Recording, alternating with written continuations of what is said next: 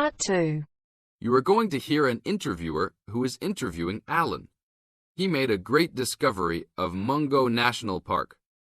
First look at questions 11 to 15.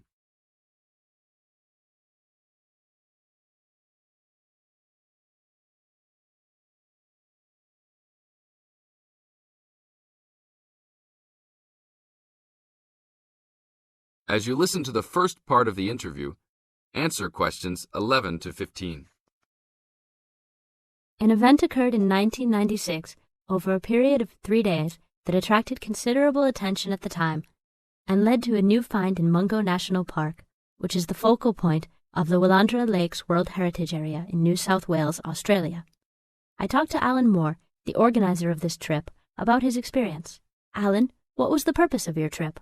Well, as you know, I love the outback and lead tours of people wanting to go into more remote parts of the country. However, I thought it was time for me too to have a holiday, so I packed up my family and we went to Mungo National Park. Why did you choose this location? It holds a record of Aboriginal life stretching back over 40,000 years. And of course, I wanted my young kids to be amazed by the main feature of the park, the remarkable Walls of China, as they're called, where wind and water erosion have exposed this long history. I see.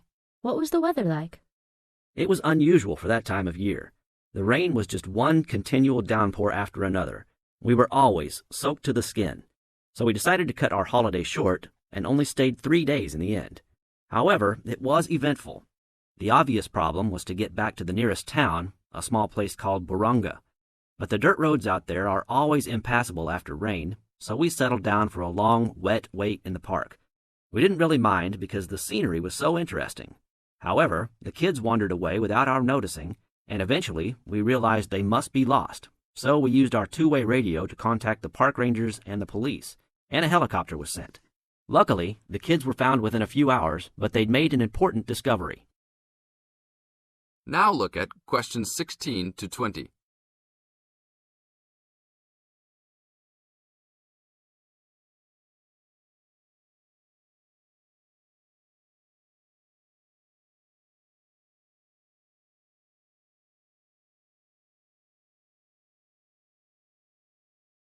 As the talk continues, answer questions 16 to 20.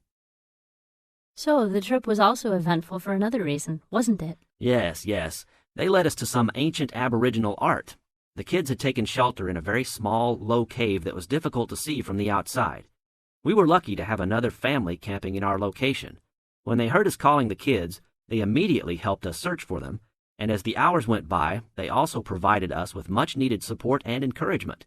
We really appreciated their help, and as we were already soaked through after looking for the kids for a couple of hours, they even made sure we had enough dry clothes to wear. The park ranger managed to get through to us to lead the search, and when the helicopter pilot notified us by two-way radio that he'd seen the children but was unable to land nearby, we were able to eventually find them very excited about what was in their little cave. And what did you think of their cave? Well, after squeezing in, I must say I was impressed, and managed to take a few photos of it before we left. There were many faint markings and dots on the wall. It was difficult to tell what they represented because they were so small, but people from the museum who have since visited there said the markings were similar to some other findings in the area, and later confirmed they were very old. Although it's now a protected site, the children like to call it their cave, and are allowed to visit it when a ranger can go with them. Thank you, Alan. If you go to Mungo National Park, you can see the entrance to the cave and some of Alan's photos at the ranger's station. Alan continues to lead tour groups in the outback, and if you want further information... That is the end of part. You now have half a minute to check your answers.